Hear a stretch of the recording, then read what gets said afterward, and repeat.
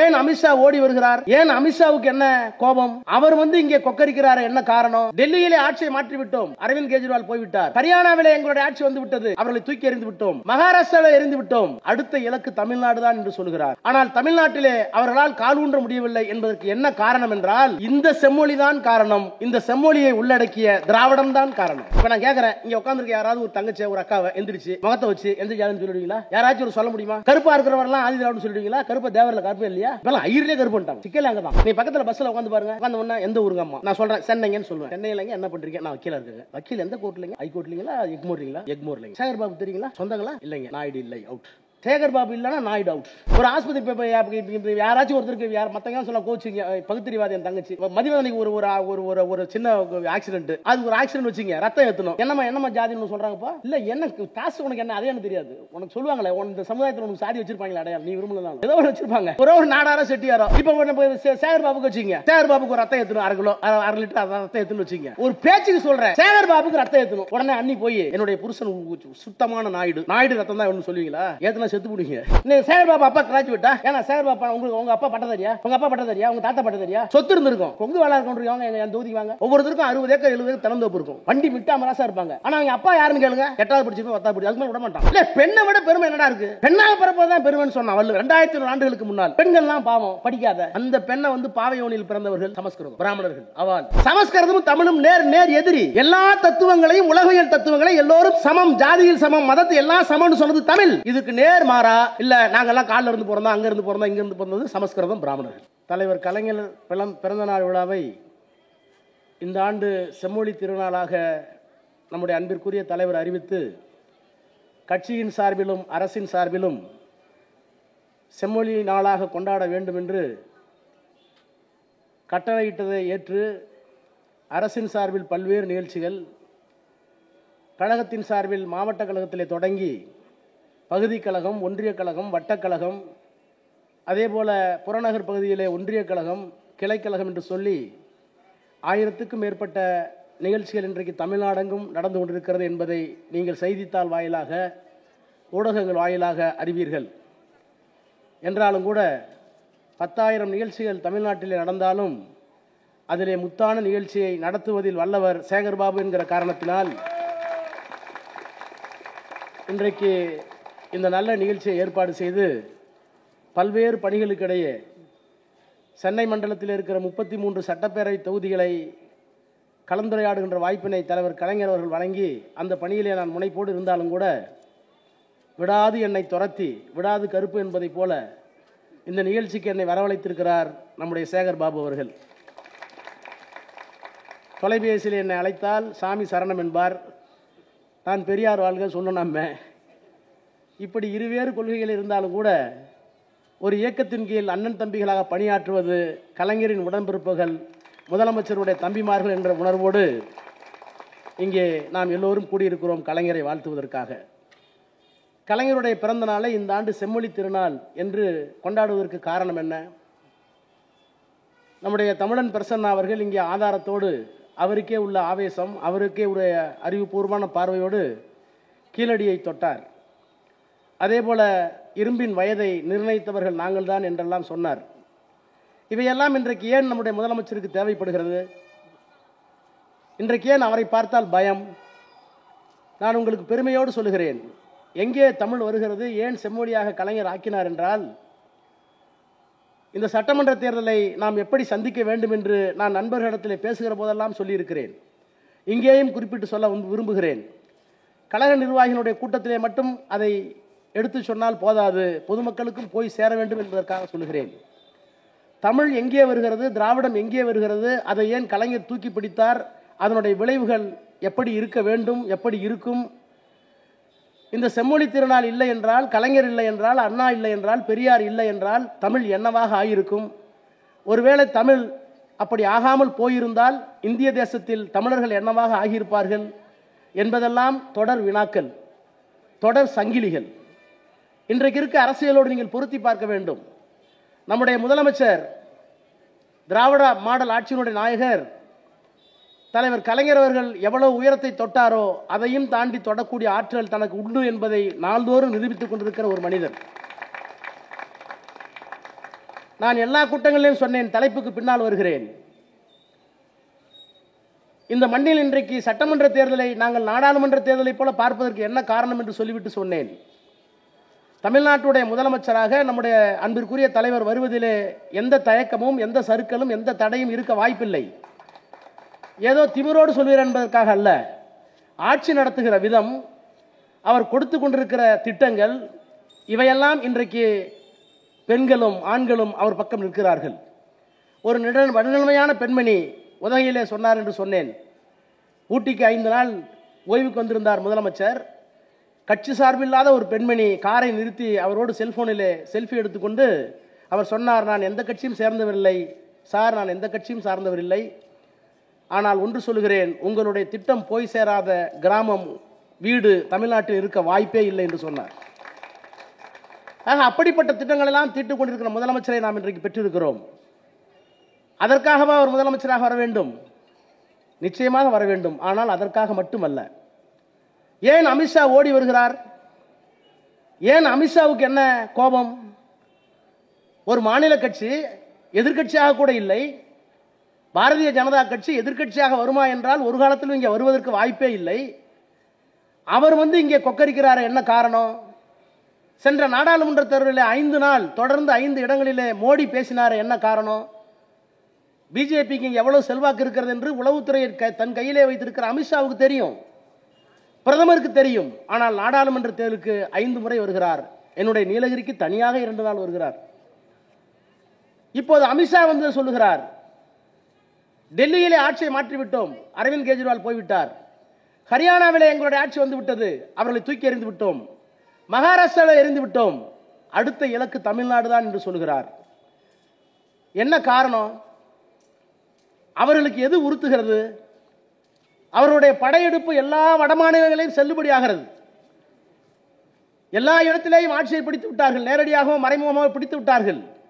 ஆனால் தமிழ்நாட்டிலே அவர்களால் கால் ஊன்ற முடியவில்லை என்பதற்கு என்ன காரணம் என்றால் இந்த செம்மொழி தான் காரணம். இந்த செம்மொழியை உள்ளடக்கிய திராவிடம் தான் காரணம். கன்னடமும் கலிதெலுங்கும் கவின் மலையாளமும் தாயே தமிழே உன் உதிரத்தே உதித்தெழுந்தே ஒன்று பல ஆயிடினும் என்று மனோன்மணியன் சொன்னார் அல்லவா? இத்தனை திராவிட மொழிகளுக்கும் தாயாக இருக்கிற தமிழ் வெறும் மொழியாக மட்டுமில்லை. அதான் எங்களுக்கு எரிச்சல். இந்தியாவினுடைய அரசியல் சட்டத்தை எழுதுகிற போது வெள்ளைக்காரன் துப்பாக்கி முனையில் ஆட்சி செய்து கொண்டிருந்தான். சுதந்திரம் கொடுத்து விட்டான், இனிமேல் எங்களால் உங்களை ஆள முடியாது என்று. அப்படி ஆள முடியாது என்று சுதந்திரம் கொடுத்த போது என்ன சிக்கல்? நேருவுக்கும் அம்பேத்கருக்கும் பட்டேலுக்கும் தலைவர்களுக்கெல்லாம் என்ன சிக்கல்? அவன் சர்வாதிகாரத்திலே ஆண்டான், ஆயுதத்தின் கீழே ஆட்சி நடத்தினான். ஆனால் இப்போது ஆயுதம் இல்லை, தீவிரவாதிகள் இல்லை. எதை வைத்து ஆட்சி நடத்துவது? எவ்வளவு பிரச்சனை! ஏறத்தாழ 1000க்கு 2000க்கு மேற்பட்ட ஜாதிகள் இருக்கின்றன, ஒன்னோடு ஒன்று கலக்காது. இந்தியாவில் மதம் 5-6 மதம் இருக்கிறது. இந்து மதம் இருக்கிறது, இஸ்லாம் இருக்கிறது, கிறிஸ்தவம் இருக்கிறது, ஜைனம் இருக்கிறது, பௌத்தம் இருக்கிறது. ஒன்றுக்கு ஒன்று தொடர்பு இல்லை.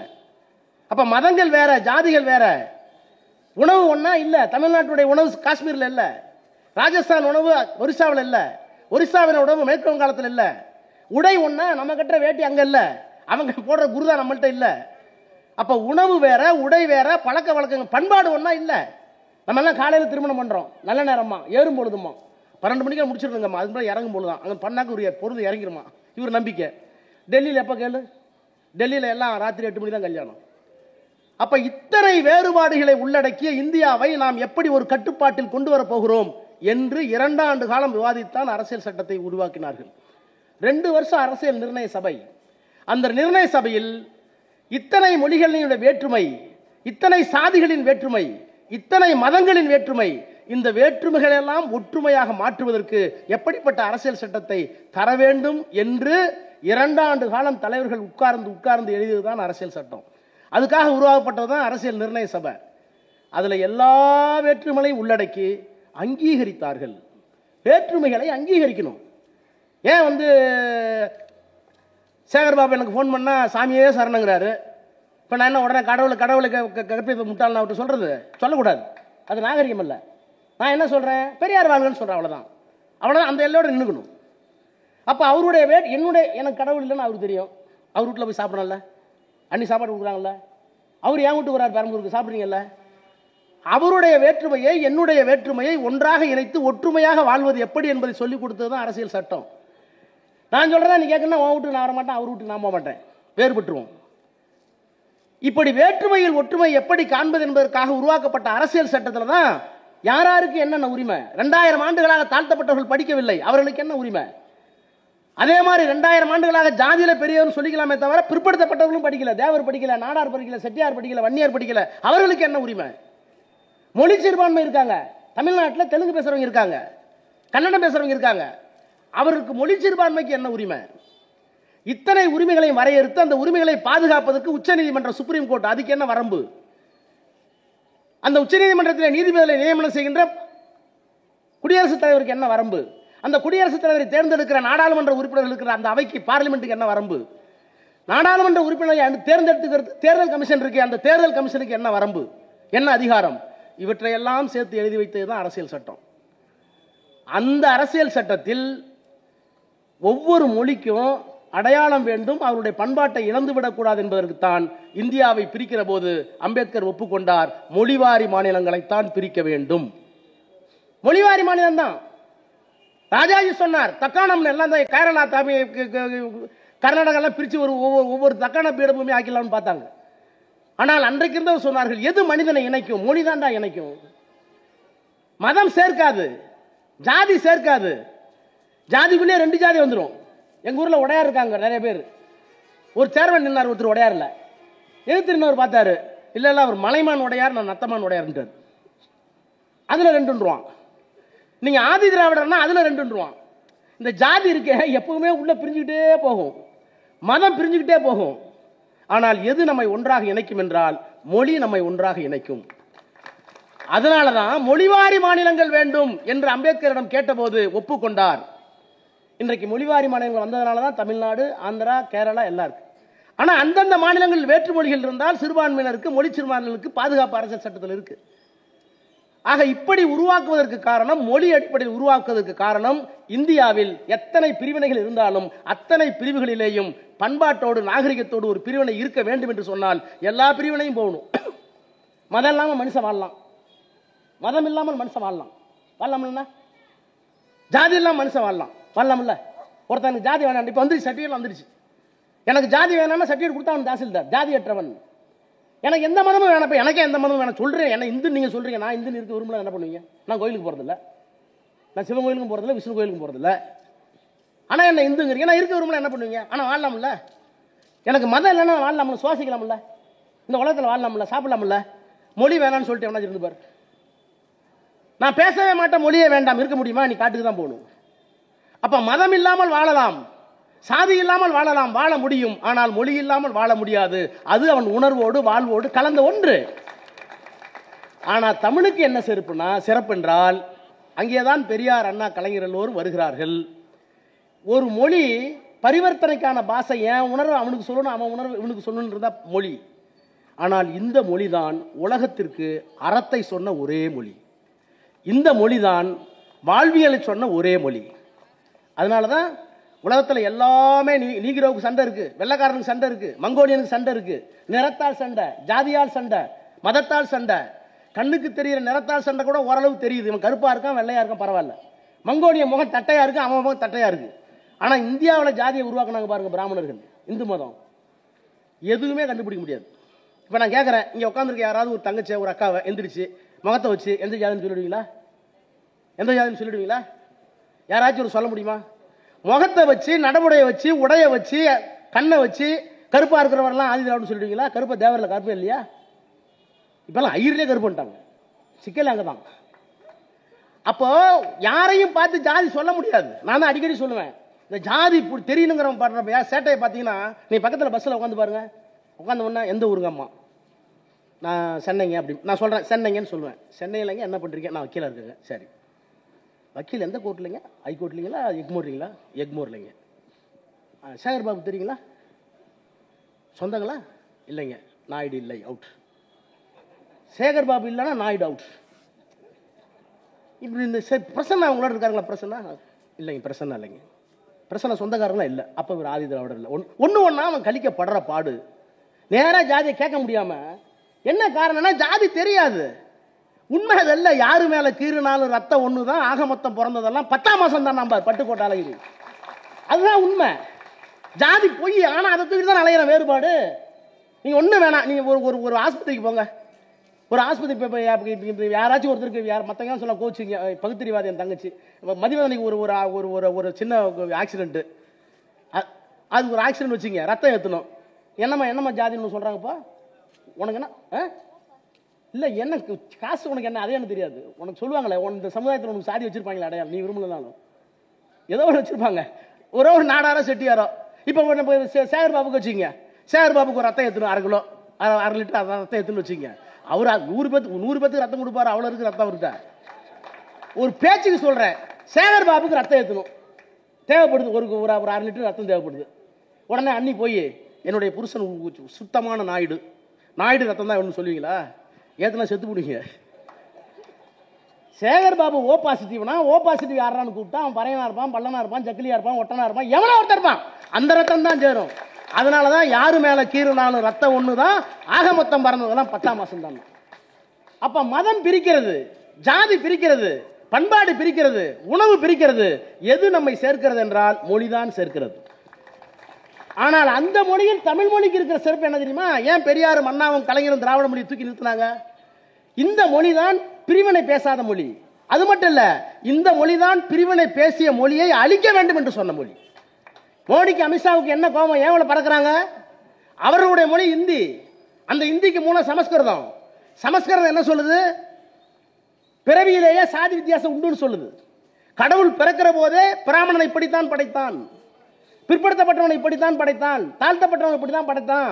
இவனுக்குலாம் படிக்கிற அதிகாரம் கிடையாது. இப்ப நான் கேட்கிறேன், ஆதி திராவிட விட்டுருங்க, 2000 வருஷமா அடிமையா இருக்காங்க. இன்னைக்கு சேகர் பாபா அப்பா கிராஜுவேட்டா? ஏன்னா சேகர் பாபா உங்க அப்பா பட்டதாரியா? உங்க அப்பா பட்டதாரியா? உங்க தாத்தா பட்டதாரியா? சொத்து இருந்திருக்கும், வண்டி இருந்திருக்கும், வாகனம் இருந்திருக்கும், நிலமுல இருந்திருக்கும். இப்ப நீங்க கொங்கு வேலை இருக்கவங்க என் தொகுதிக்கு வாங்க. ஒவ்வொருத்தருக்கும் 60 ஏக்கர் 70 ஏக்கர் திறந்தோப்பு இருக்கும், வண்டி மிட்டாமராசா இருப்பாங்க. ஆனா அவங்க அப்பா யாருன்னு கேளுங்க, 8வது படிச்சிருக்கோம், 10வது படிச்சு, அதுக்கு மேல விட மாட்டான். இந்த சமூகம் அவனுக்கு கல்வியை தரவில்லை. இந்த சமூகம் அவனுக்கு கல்வியை தரவில்லை. ஏன்? இந்த சமஸ்கிருதமும், இந்த இந்து மதமும், இந்த வடநாட்டு கலாச்சாரமும். அப்ப அந்த மதம் கொடுக்கல, அந்த ஜாதி கொடுக்கல. இப்ப இல்ல ஒண்ணு வேணாம், நான் அடிக்கடி சொல்றேன், பார்லிமெண்ட்லயே சொன்னேன், பாராட்டினேன். எங்க தாத்தா ஒரு ஆதி திராவிட சமுதாயத்தில் 1918 கிராமத்துல இருந்து சாதிக்கு பயந்துக்கிட்டு, வருமானத்துக்கு பயந்துட்டு, ஏழ்மைக்கு பயந்துட்டு ஓடினார் இலங்கைக்கு. ஒரு வெள்ளக்காரன் போய் அங்க போய் கல்யாணம் பண்ணிட்டு அங்க படிச்சு எங்க அப்பாவே இங்கிலீஷ் பேச வச்சாரு. எங்க அப்பா திரும்ப இந்த ஊருக்கு வந்தாரு, இங்க வந்து நிலம் வாங்கினாரு, விவசாயம் பண்ணாரு. நான் 8வது பிள்ளை, 8வது பையனே படிச்சு வக்கீலாகி மந்திரி ஆயிட்டேன். இதெல்லாம் செஞ்சது யார்? 1918 ஜாதிக்காகவும் ஏழ்மைக்காகவும் ஓடிய என் தாத்தாவை கொஞ்சம் படிச்சிருந்து ஊருக்கு வந்த எங்க அப்பாவுக்கு பிறந்த 8வது மகன் இந்தியாவுக்கு அமைச்சராக இருப்பது யாரால்? பெரியார், அண்ணா, கலைஞர், அம்பேத்கர் என்கின்ற திராவிட கருத்தில் தானே. இந்த சமத்துவத்தை சொன்ன ஒரே மொழி எந்த மொழி? தமிழ் மொழி தான். பிறப்புக்கும் எல்லா உயிருக்கும். ஏங்க இப்ப அடிச்சுக்கிறோமே, அந்த சண்டைக்கு இந்த சண்டைக்கும் ஜாதிக்கு அடிச்சுக்கிறோம், இல்லைன்னா அந்த தெருவுக்காரன் இந்த தடவை அடிச்சுக்கிறோம். யாதும் ஊரே யாவரும் கேளீர். டே, உலகத்துல எந்த மனுஷன் பிறந்தாலும் அவன் மனுஷன் தான்டா, எல்லா பேரும் சொந்தக்காரன் தான்டா. 5000 வருஷம் முன்னாடி சொல்லிருக்கான் சார், யாராவது சொல்ல முடியுமா? 5000 ஆண்டுகளுக்கு முன்னால் பிறப்புக்கும் எல்லா வகை, பிறப்பால் எல்லாரும் சமம், அறிவால் மாறுபடலாம், இருக்கிற பொருளால் மாறுபடலாம். இப்ப நான் என்னோட படிச்ச 10 பேர்ல 20 பேர் கண்டக்டரா இருக்கான், 4 பேர் தாசில்தாரா இருக்கான், 10 பேர் வேலைக்கே வரல, விவசாயம் பண்றான். அவ்வளவுதான் அவனால முடிஞ்சது. பிறக்கிற போது மனிதர்கள், ஆனால் அறிவை பெறுகிற போது ராஜா மந்திரி ஆயிடுறேன், வக்கீல் ஆயிடுறேன். அப்போ அறிவால் ஒருவன் உயர்வாக இருக்கலாம், பெருமிதம் வேணும். இன்னும் சொல்ல போனால் உடல் வலிமையால் கூட சொல்லலாம். நான் எக்ஸசைஸ் பண்றேன், நான் அடிச்சு 10 பேர்த்து அடிப்பேன், அதை விட பெருமையா வச்சுக்க. பணம் 10 கோடி இருக்கு, நான் சம்பாரிச்சிருக்கேன், உழைச்ச சம்பாரிச்சேன், அவன் என்னை விட ஏழை, பெருமிதமா இருக்கு. இவையெல்லாம் நீ சம்பாதிச்சது. பொருளாக இருந்தாலும், பணமாக இருந்தாலும், அறிவாக இருந்தாலும், நீ என்ன சம்பாதித்தாயோ அதுக்கு உனக்கு செருக்கு வரலாம், திமிர் வரலாம். ஆனால் சாதியால் திமிர் நீ கொண்டு வந்தியா? நீ கொண்டு வந்தியா சாதிய? இங்க இருக்கிற யாராவது எங்க அப்பா அம்மாவுக்கு மனு போட்டு நான் நாடார் வீட்டில் தான் பிறக்கணும், செட்டியார் வீட்டில் தான் பிறக்கணும் நீங்களா? அப்ப சாதியால் இருக்கிற பெருமை தவறு என்று சொன்ன ஒரே மொழி தமிழ் மொழி தான். பிறப்புக்கும் எல்லா உயிர்க்கும். அததான் திராவிடம் சொன்னது. டே, எங்க மொழிக்கு வேற அடையாளம் இருக்குது, வெறும் மொழி பாஷை இல்ல. இப்ப சொன்னாரே 5000 ஆண்டுகளுக்கு முன்னாடி சொன்ன பிரசன்னா, நான் என்ன சொல்லட்டுமா? கலைஞர் எங்கே இருக்கிறார்? எல்லாத்தையும் எழுதினார். கலைஞர் வந்து அண்ணாவை சொல்லும் போது சொன்னார், அண்ணாவே வந்து வள்ளுவராக தான் பிறந்தார். அண்ணா செத்து போனப்ப அண்ணா செத்து போய் சடலம் கிடக்குது, அழுகுறார் வீட்டில். இரவு முழுக்க பேனா எடுத்து எழுதுறார். என்ன எழுதினார்? ஒரு கற்பனை. திருவள்ளுவருக்கு பிறகு தமிழ்நாட்டில் தமிழனை காப்பாற்ற, மொழியை காப்பாற்ற ஆள் இல்லை. அவர் கற்பனை. திருவள்ளுவருக்கு பிறகு 2000 ஆண்டுகளுக்கு முன்னாலே திருவள்ளுவன் வாழ்ந்தான். அவனுக்கு பிறகு தமிழ்நாட்டை, தமிழ் மொழியை பாதுகாப்பதற்கு ஆள் இல்லை. அதனால அண்ணா பிறந்தாராம். எப்ப போய் தமிழ் அன்னை, தமிழ் தாய் போய் கேட்டாலாம் வள்ளுவர்கிட்ட, வந்து இங்க பிறங்கன்னு. வாடினால் தமிழ் அன்னை, சோகப்பாட்டு பாடினால் தமிழ் அன்னை, ஓடினால் ஓடினால் ஒரு வழியும் கிடைக்கவில்லை. புவியூர் விட்டு புகழூரில் வாழுகின்றான் கவியூர் பெருவேந்தன் குரலாசான். ஆண்டு சென்று அருமை மகனே நீ மீண்டும் தமிழகத்தில் பிறந்திட வேண்டும் என்றான். கேட்டான் போய், எதற்கு? தோண்டுகின்ற இடமெல்லாம் தங்கம் வரும் தமிழகத்தில் நீ மீண்டும் பிறக்க வேண்டும் என்றான். எதற்கு? தங்கம் எடுக்கவா என்றான் குறளூர். அவன் கிண்டல பார் இவரு. உடனே ஏமா தங்கம் எடுக்க கூப்பிடுறான். எதற்கு தங்கம் எடுக்கவா என்றான் குறளோன். இல்லை, தமிழர்கள் மனமெல்லாம் தங்கமாக ஆக்க என்றான். இன்றென்ன ஆயிற்று என்றான். வள்ளுவன் கேட்கிறான், இன்னைக்கு என்னாச்சு? இன்றென்ன ஆயிற்று என்றான். சென்றடைய குடில் இல்லை ஏழைக்கென்றான். ஏழைக்கு குடிசையே இல்லை. குன்றனைய மொழிக்கு ஆபத்து என்றால், இந்த மொழிக்கு ஆபத்துமா? ஏழை தான் கஷ்டப்படுறான். வள்ளுவர்கிட்ட போய் சென்றடைய குடில் இல்லை ஏழைக்கென்றான், குன்றனைய மொழிக்கு ஆபத்து என்றான். உடனே இந்த அம்மா அழுதகண்ணை துடைத்தவாறு, தாய்க்கு, தமிழ் தாய்க்கு வள்ளுவர் அழுதகண்ணை துடைத்தவாறு அமுதமொழி வள்ளுவனும், அம்மா நான் எங்கே பிறப்பதென்றான். தொழுத மகன் உச்சி மோந்து ஆழ விழுதனைய கைகளாலே அணைத்துக் கொண்டு, கற்கண்டே தேன்பாகே திருக்குறளே நீ காஞ்சியிலே பிறந்திடுகின்றான். பிறந்திட்டான் எம் அண்ணனாக, அறிவு மன்னனாக. அப்போ அண்ணா யாராக பிறந்தார் என்றால் வள்ளுவருக்கு பிறகு அவர் பிறந்தார். ஏன் வள்ளுவரை சொல்லணும்? அந்த வள்ளுவருடைய பொதுமறை தான் எல்லா நாட்டுக்கும், எல்லா மொழிக்கும், எல்லா மனிதனுக்கும் பொதுவானது. ஒரே ஒரு திருக்குறளை சொல்லுங்க. காமத்து பாடல பாடிருக்காருங்க. அந்த காமத்து பாடல பாடி ஒரு ஆணுக்கும் பெண்ணுக்கும் காமம் வந்தால் அந்த பாட்டை இந்த திருவிக்கா நகரில் பாடு, குளத்தூர்ல பாடு, அந்த குரலை கொண்டு போய் ஆசிரியர்கள் சொல்லு. மாற்றம் உண்டா? கிடையவே கிடையாது. அதில் சொல்லப்பட்டிருக்கிற எல்லா அறப்பொருளும் எந்த நாட்டுக்கும், எந்த மொழிக்கும், எந்த இனத்திற்கும், எந்த மனிதனுக்கும் பொருந்தும். அப்படி ஒரு இலக்கியத்தை, திருக்குறளை 2500 ஆண்டுகளுக்கு முன்னால் கொண்டிருந்த ஒரு மொழி தமிழ் மொழி. அந்த மொழி இன்னொரு மொழிக்கு சிறப்பு இல்லை. அந்த மொழி என்ன சொல்லுதுன்னா, நீ ஜாதியால பிரிக்கணும், பெண்ணில் பிறந்தக்க யாவுலனால வள்ளுவேன் இல்ல, பெண்ணை விட பெருமை என்னடா இருக்கு? பெண்ணாக பிறப்பதான் பெருமைன்னு சொன்னான் வள்ளுவர் 2500 ஆண்டுகளுக்கு முன்னால். அந்த பெண்ணை பாவையோனில் பிறந்தவர்கள் சமஸ்கிருதம், பிராமணர்கள், அவால் பெண்கள்லாம் பாவம் படிக்காத. அப்போ இந்த மொழி எந்தெந்த தத்துவத்தை எல்லாம் சொன்னதோ அந்த தத்துவம் எல்லாம் உலக பொதுமறை, யூனிவர்சல் பிரதர்ஹுட் அம்பேத்கர் சொல்வார். உலக சகோதரத்துவம், மானுட சமுத்திர நானன்று குணு பாவேந்தர் பாரதியார் சொல்லுவான். நாம் எல்லோரும் மனிதர்கள். அப்படி ஒரு விசாலமான பார்வையை கொண்டிருந்த ஒரு மொழி இருக்கிறது என்றால் அது தமிழ். அதையும் தாண்டி கலைஞர் சிந்திச்சார். இந்த மொழி இன்னும் மக்கள்கிட்ட போய் சேரலையார். இப்ப நானே கூட தமிழ்லாம் கொஞ்சம் ஆர்வம் அப்ப இருந்தது, ரொம்ப இருந்தது வக்கீலாவதுக்கு முன்னாடி. ஆனா இந்த தொல்காப்பியம்னு ஒரு கலைஞர் எழுதின பிற்பாடு தானே அது ஒரு அறிவியல் மொழிக்கு தெரிய வந்தது. யாருக்காவது தெரியுமா? தொல்காப்பியம்னா எல்லாம் பயமா இருக்கும், மார்க் வாங்கணுமா, ஐயோ இலக்கணமாச்சேன். ஆனால் அந்த தொல்காப்பிய பூங்கான ஒரு புத்தகம் எழுதி அந்த தொல்காப்பியத்துக்கு உள்ள போய் என் மொழியும் இனமும் 3000 ஆண்டுகளுக்கு முன்னால் எப்படி இருந்தது என்று எழுதிய தலைவனை பார்த்தால் அந்த பேனாவுக்கு மீண்டும் மீண்டும் முத்தம் கொடுக்கலாம். ஒண்ணு இல்லாம உயிர் இனங்கள் எத்தனை உயிர் இனங்கள், டார்வின் தத்துவம் ஒரு 150 வருஷம் முன்னாடி வந்துச்சு. ஒரு 150 ஆண்டுகளுக்கு முன்னாலே வந்ததுதான் டார்வினுடைய தத்துவம். அந்த டார்வின் தத்துவம் என்ன சொன்னிச்சு? மனுஷன் கடவுளால் படைக்கப்படல, ஒவ்வொரு உயிரியா இருந்து வளர்ந்து வளர்ந்து வளர்ந்து வந்தான். ஒரு செல் உயிரி, ஒரு உயிரி ஒரு செல்லா இருந்து அவன் நாக்கு பூச்சாயி, அப்புறம் நத்தையாயி, அப்புறம் ஆமையாயி, ஒரு செல் உயிரி, 2 செல் உயிரி, 3 செல் உயிரி, 4 செல் உயிரி, 5. இப்போ இந்த அறிவு ஒவ்வொரு அறிவா மாறி பரிணாம வளர்ச்சியில் படிநிலையில் கடைசியா மனிதன் சிந்திக்கிற ஆற்றலை பெற்றான். இதான் குரங்கு இருக்கு. குரங்கு, இந்த குரங்கெல்லாம் பார்த்து சிம்பன்ஸ் பார்த்துருக்கீங்களா? குரங்குலாம் நம்மள மாதிரி நடக்கும், ஆனா பேச முடியாது. எல்லாம் பிடிக்கும். நம்ம எப்படி ஆப்பிள் கடி சாப்பிடும் அதே மாதிரி சாப்பிடும், காப்பி எப்படி அதே மாதிரி குடிக்கும், பேப்பர் படிக்குங்க ஆனா படிக்க தெரியாது, நம்மள மாதிரி இருக்கும். அப்போ ஒரு அறிவு எது, 2 அறிவு எது, 3 அறிவு எது, 4 அறிவு எது, 5 அறிவு எது, 6 அறிவு எது? இதை சொல்லி நோபல் பரிசு வாங்கி போட்டான் ஒருத்தன் 150 வருஷத்துக்கு முன்னால. ஆனா எம்ம தாத்தா திருவள்ளுவர் அப்படியே சொல்லியிருக்காரு. கலைஞர் தான் சொன்னார், ஓரறிவு அறிவே உற்றதறிவு அறிவே. நாக்கு பூச்சி தொட்டினா சுருண்டுக்கும், அதுக்கு கண்ணு கிடையாது, மூக்கு எதுவும் கிடையாது. ஒரு அறிவுடா உயிர் எங்கள்கிட்ட.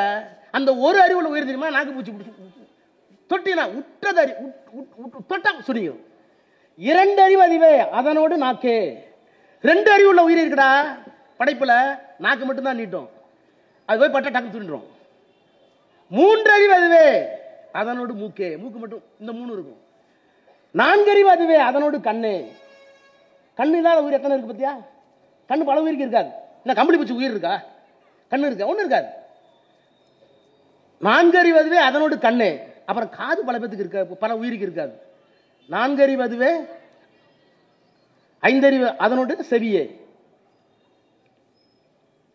6 அறிவு அதுவே அதனோடு மனநே, சிந்திக்கிற ஆற்றல். இப்படித்தான் உயிரினங்கள் வந்தது என்று 3500 ஆண்டுகளுக்கு முன்னால் சொன்ன தொல்காப்பியனை 3500 ஆண்டுகளில் புலவர்கள் மட்டுமே படித்த தமிழை கொண்டு வந்து டார்வின் தத்துவத்தை நாங்கள் 3000 ஆண்டுகளுக்கு முன்னாலே கண்டுபிடித்து விட்டோம், அதுதான் என் தமிழ் என்று சொன்ன பெருமை கலைஞரின் பேனாவுக்கு தான் உண்டு. இன்னொன்று சொல்லட்டுமா? நியூட்டனை படிச்சிருப்பீங்க. நியூட்டனுடைய விதி, வெயிட் ஆஃப் தி யூனிவர்ஸ். தம்பிங்க யாராச்சும் சயின்ஸ் படிச்சிருப்பீங்க, 7வது 8வது வந்து பெரிய எல்லாம் இல்லை. Weight of the universe is constant. இந்த உலகத்தின் எடை மாறாது. எத்தனை வருஷம் முன்னாடி சொன்னா? சும்மா 100 வருஷம் சொன்னா நியூட்டன். இந்த உலகத்தின் எடை மாறாது. இப்ப சென்னையில் வந்து நான் வரும்போது இவ்வளவு கட்டடம் இல்லை. 25 வருஷத்துக்கு முன்னாடி வந்தேன், டூரிஸ்ட் வந்தேன். அப்ப இவ்வளவு கட்டடம் இருந்துச்சா? இல்ல. இப்ப சென்னையில் இவ்வளவு கட்டடம் வந்துருச்சு, அதனால சென்னையோட எடை கூட்டி போகுமா? கூடாது. இத்தனை மனிதர்கள் பிறந்தார்களே, எங்க தாத்தா பாட்டன் கூட்டம் எல்லாம் செத்து போயிட்டானே நம்ம வீட்லயே, இவ்வளவு பேர் செத்து இங்க புதைச்சமே, அதெல்லாம் பாரம் ஆயிடுச்சா? காணாது போச்சு. ஒண்ணு எரிச்சிட்டோம், இல்லைன்னா புதைச்சிட்டோம், எல்லாம் போயிடுச்சு. இத்தனை கட்டடங்கள் வந்தது எங்க போச்சு? வேட ஏறிச்சா? இல்ல. ஒண்ணு வேணா, இந்த மைக்கு இரும்பு, இந்த மைக் என்ன அப்படி சொல்லி செஞ்சிட்டோமா? இந்த மைக்குக்காக எங்கோ ஒரு இரும்பு வெட்டப்பட்டிருக்கிறது, இந்த போடியத்திற்காக எங்கோ ஒரு மரம் வெட்டப்பட்டிருக்கிறது. உங்க வீட்டுல ஒரு கதவு மாட்டீங்கன்னா அந்த கதவு புதுசா வரல, அதுக்கு மரத்தை இங்கே விட்டிருக்கீங்க. அப்போ இந்த உலகம் பிரபஞ்சம் இருக்கிறதே, இந்த பிரபஞ்சம் எடை மாறாமல் இருப்பதற்கு காரணம் இது பஞ்ச பொருளால் ஆனது, ஒன்னு மாறி ஒன்னு வரும், அதனால உலகத்தின் எடை மாறாது நியூட்டன் சொல்லி நோபல் பரிசு வாங்கி போயிட்டான். ஆனால் 2000 ஆண்டுகளுக்கு முன்னால் தொல்காப்பியத்தில் கலைஞர் கண்டுபிடித்து எழுதினார், நிலம், தீ, நீர், வலி, விசும்போடு கலந்த மயக்கம் இவ்வுலகம். டே பஞ்சபூதம் தாண்டா, எதுவா இருந்தாலும் ஒண்ணு நிலமா இருப்ப, இல்லைன்னா நீரா இருப்ப, இல்லைன்னா காத்தா இருப்ப, இல்லைன்னா நெருப்பா இருப்ப, இவ்வளவுதான். எத்தனை பேர் செத்தாலும் கீழே தான், எத்தனை பேர் வந்தாலும் ஒரு சொட்டு விந்துல தான். ஆக வளர்கிறோம், இறக்கிறோம், ஆனால் உலகத்தின் எடை மாறாது. கட்டடங்கள் வருகின்றன, போகின்றன, பிரளயங்கள் வருகின்றன, ஓடுகின்றன, அழிகின்றன. இது ஒரு தத்துவம், சயின்ஸ் தத்துவம். அதை சொல்லி ஒருத்தர் நோபல் பரிசு வாங்கிட்டு போயிட்டான். ஆனால் 3500 ஆண்டுகளுக்கு முன்னால் எங்க தாத்தா சாதாரணமா எழுதி வச்சுட்டு போயிட்டான். அதான்டா தமிழ்.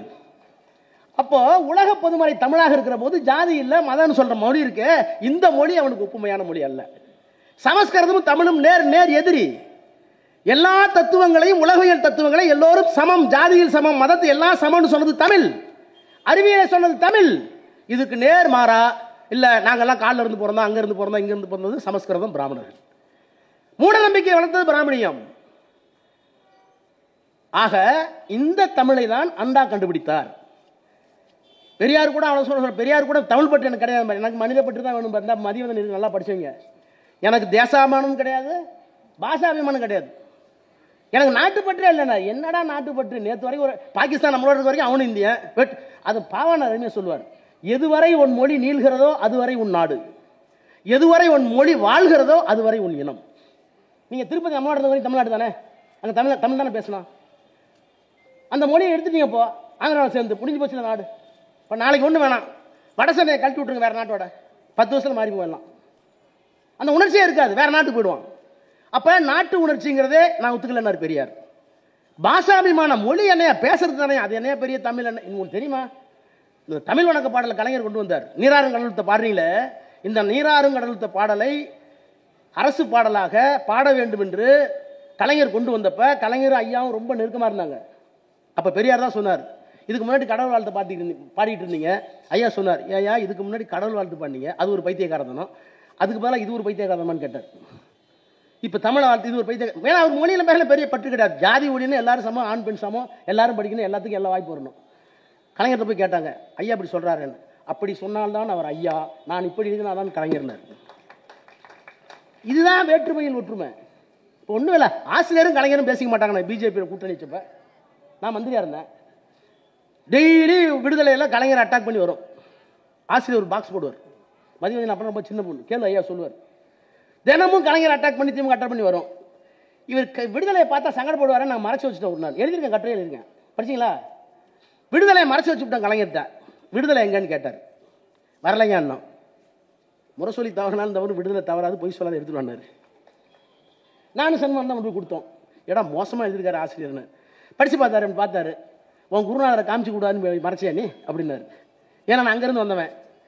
சொல்லிட்டு சொன்னார், ராஜா இப்படி எழுதினால்தான் அவர் வீரமணி, இல்லை என்றால் அவர் ஈரமணி. நம்ம அரசியலுக்கு ஒரு கூட்டணி வந்துச்சு, தேவைப்பட்டுச்சு. காங்கிரஸ் மோடல்ல அவன் என்ன சொல்லி போனோம்? கூட்டணி பிஜேபி எல்லாம் கொள்கை அடவு வச்சிட்டோமா? இல்ல, அதுல ஒரு வித்த காமிச்சோம். அண்ணா ராஜாஜியோடு உறவு வைத்துக் கொண்டார், கூட்டணி வைத்துக் கொண்டார். என்ன காரணம்? காங்கிரஸை வீழ்த்தணும். காங்கிரஸை வீழ்த்த வேண்டும் என்றால் ராஜாஜியோட கூட்டணி வச்சாரு. ராஜாஜி என்ன பண்ணாரு? பிராமணர்களே பிராமணர்களே நான் சொல்லுகிறேன், ராஜகோபாலாச்சாரி சொல்லுகிறேன், உங்கள் கிணத்துல பிறந்த நான் சொல்லுகிறேன், ஒரு கையில பூணூலை பிடிச்சிக்கிட்டு இன்னொரு கையில உதயசூரன் ஓட்டு போடுனார். கரெக்டா கேட்டான் எல்லாரும். ஐயா நம்மால் சொல்லிட்டாரு. எல்லாரும் ஒரு கையில் உதயசூரன் பூணூலை பிடிச்சிட்டு எல்லாம் உதயசூரன் ஓட்டு போட்டான். அண்ணா ஆட்சி வந்துட்டார். ஆட்சி வந்துட்டு வண்டியை நேராக பெரியார்ட்ட விட்டார். திருச்சிக்கு போய் அவர் காலில் விழுந்தார். இந்த ஆட்சி உங்களுக்கு காணிக்கையினார். பெரியார் எல்லாத்தையும் திட்டுறவர் அழுது வெக்கப்பட்டு கட்டி பிடிச்சி அழுதார். இந்த ஆட்சி உங்களுக்கு காணிக்கையினார். அப்ப ராஜாஜி கோவப்பட்டு சொன்னாரு, தேனிலவு முடிந்து விட்டது. பொண்ணு மாப்பிள்ளை கல்யாணம் ஆகும்னா தேனிலவு முடிந்து விட்டதுனார். அண்ணாட்ட வந்து தேனிலவு முடிஞ்சு போச்சுன்னு ராஜாஜி சொல்றாரு. நாங்க உண்மைதான், தேனிலவு முடிந்து விட்டது, வாழ்க்கை ஆரம்பித்து விட்டது. ஏன்னா கல்யாணம் பண்ண தினமும் வேணியில போக முடியும். ஒரு மாசம் போலாம், 2 மாசம் போலாம். அப்புறம் வந்து புள்ள சமயக்கட்டில் புதுசா படிக்கணும், போகணும், எல்லாம் பார்க்கணும் இல்ல முடி. அப்ப தத்துவத்தை இழக்காமல் எப்படி அண்ணா செய்தோரோ அதை போலவே பிஜேபியோட வாஜ்பாயோட கூட்டணி வைத்தார். உண்மைதான், ஆசிரியருக்கு பிடிக்கல, வீரமணிக்கு பிடிக்கல. ஆனால் என்ன சொன்னோம்? நாங்கள் கூட்டணியில் இருக்கிற வரை அயோத்தியில் மசூதி இருந்த இடத்தில் ராமர் கோயில் கட்டக்கூடாது. ஒண்ணு. காஷ்மீருக்கு வழங்கப்பட்ட 370 அந்த பிரிவை எடுக்கக்கூடாது, அது அவர்களுக்கு இருக்கிற உரிமை. எல்லாத்துக்கும் ஒரே சிவில் சட்டங்கிறிய அந்த சட்டம் கூடாது. இந்துக்கு தனி சட்டம், முஸ்லீமுக்கு தனி சட்டம், கிறிஸ்துக்கு தனி சட்டம், அதை ஒன்னாக்க கூடாது. இதுதான் இங்க ஜீவாதார கொள்கை. பிஜேபியுடைய ஜீவாதார கொள்கை அதுதான். அண்ணா எப்படி முடிவெடுத்தாரோ அதை போல வாஜ்பாயை கூப்பிட்டு, நான் உன்னோட கூட்டணி இருக்கும்னா ஒழுங்கா அந்த 3 எழுதி கையெழுத்து போடணும், கையெழுத்து வாங்கிட்டு தான் போனோம்.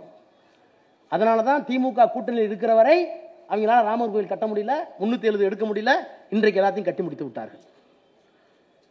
அப்ப அரசியல் தளம் மாறினால் கூட தமிழை, தமிழ் இனத்தை, திராவிடத்தை காப்பாற்றுகின்ற தகுதியுள்ள ஒரு தலைவனாக எப்படி பெரியார் இருந்தாரோ, அண்ணா இருந்தாரோ, அன்றைக்கு கலைஞர் இருந்தார். நாங்கள்லாம் பயந்தோம். அது என்ன மாதிரி கோர் டிகேலாம் கொஞ்சம் பயந்தோம். ஏன்னா கலைஞர் வந்து இந்த சாதி அமைப்பில் பிறந்தவர், இந்த சாதி அவமானத்தெல்லாம் நேரா பார்த்தவர். ஆனால் இன்றைக்கு இருக்கிற முத்துவேல் கருணாநிதி இந்த மாமனிதர் இருக்காரு, அவர் எப்படி இருப்பாரோ என்று எல்லாரும் பயந்தோம். ஆசிரியர் உட்பட, நான் உட்பட, சுபவி உட்பட. ஏன்னா எம்ஜிஆர்லாம் ஒரு பாப்புலர் கவர்மெண்ட் கொடுப்பாங்க, அரிசி, சேலை, இலவசங்கள் அப்படின்னு இருப்பாங்க. இந்த கொள்கையை விட்டுருவாங்க.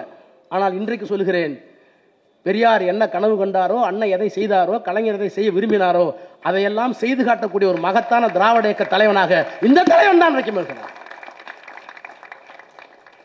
அப்போ மோடிக்கு அமித்ஷாவுக்கு என்ன பிரச்சனை?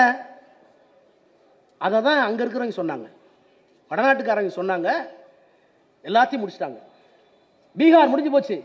இந்த மொழி என்ன? பிஜுபுரியா, போஜ்புரி. அவருடைய தாய்மொழி போஜ்புரி போச்சு. குஜராத்தி மொழி போச்சு. எல்லா மாநிலங்களிலும் மொழி போச்சு. எல்லாம் இந்தி மயம், எல்லாம் சமஸ்கிருத மயம். அவனுக்கு வந்து தமிழ்நாட்டுக்குள்ள நுழையணும். அங்கே ஒரு ஆந்திரா எம்பி சொன்னார், உங்களுக்கு எங்களுக்கு உறவு இல்லைன்னா கூட சொல்றேன், நாங்க பிஜேபி தான் சொல்றேன், இந்தியாவை காப்பாற்ற வேண்டும் என்றால் எல்லையிலே நிற்கிற ஒரே சாமி முத்துவேல் கருணாநிதி ஸ்டாலின் என்ற மகத்தான மனிதர், அவர் முதலமைச்சராக வந்தால் தான் இந்தியாவை காப்பாற்ற முடியும். எனவே பெரியார் வாழ வேண்டும் என்றால், அண்ணா வாழ வேண்டும் என்றால், கலைஞர் வாழ வேண்டும் என்றால், திராவிடம் வெல்ல வேண்டும் என்றால் இந்த மகத்தான தலைவனுக்கு முன்னால் அணிவகுத்து நிற்போம். நன்றி, வணக்கம், வாழ்க.